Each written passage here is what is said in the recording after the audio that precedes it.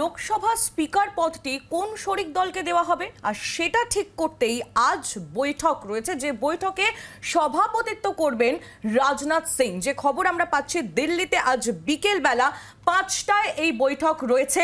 লোকসভায় স্পিকার পদটি কার সে নিয়েই আজ আলোচনা হবে এই বৈঠকে। রাজীব চক্রবর্তী রয়েছেন আমাদের প্রতিনিধি আমাদের সঙ্গে। রাজীব, কি জানা যাচ্ছে? দেখো, নতুন সরকার গঠিত হয়েছে। আমরা জানি যে মোদির 3 সরকার ইতিমধ্যেই তারা শপথ নিয়েছেন মন্ত্রীরা, এবং সংসদ অধিবেশন ডাকা হয়েছে আগামী 24শে জুন থেকে 3রা জুলাই পর্যন্ত।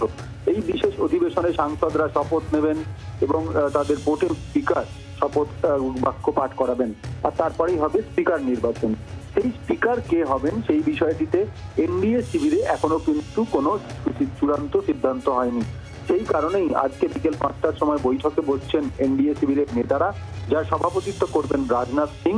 এবং সেক্ষেত্রে এনডিএ যে দলগুলি রয়েছে, যার মধ্যে জেডিইউ এবং টিডিপি সব থেকে বড় দাবিদার, তাদের তরফেও কিন্তু নেতারা উপস্থিত হবেন। এবং বিকেল 5টায় এই বৈঠকের পরে আশা করা যাচ্ছে যে এনডিএ শিবিরের তরফ থেকে নতুন স্পিকারের নাম চূড়ান্ত হবে। সেক্ষেত্রে অনুমান করা হচ্ছে এবং একটি জল্পনা রয়েছে যে টিডিপি এবং জেডিইউ এই দুটি দলের মধ্য থেকে কাউকে স্পিকার পদে বসানো হতে পারে, যদিও বিজেপি তারা এই স্পিকার পদটি শরিক দলকে ছাড়তে চাইছে না।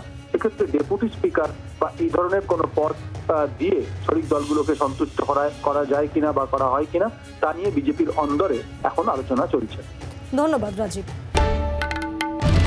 বাংলার আওয়াজ, বাঙালির আবেগ, জি 24 ঘন্টা।